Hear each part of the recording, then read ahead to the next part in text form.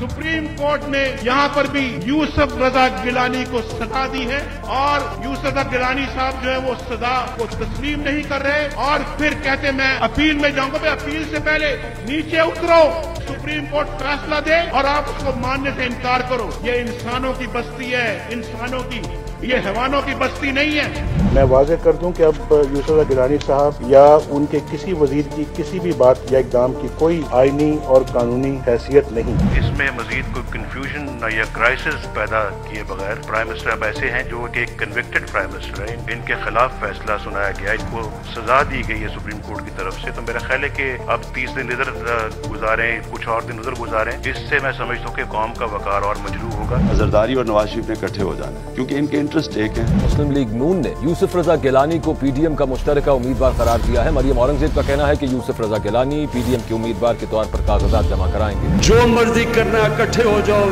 सब इकट्ठे हो जाओ। मेरा ये अल्लाह से वादा है कि मैं आपको एक आदमी को नहीं छोड़ूंगा जिसने इस मुल्क का पैसा चोरी किया।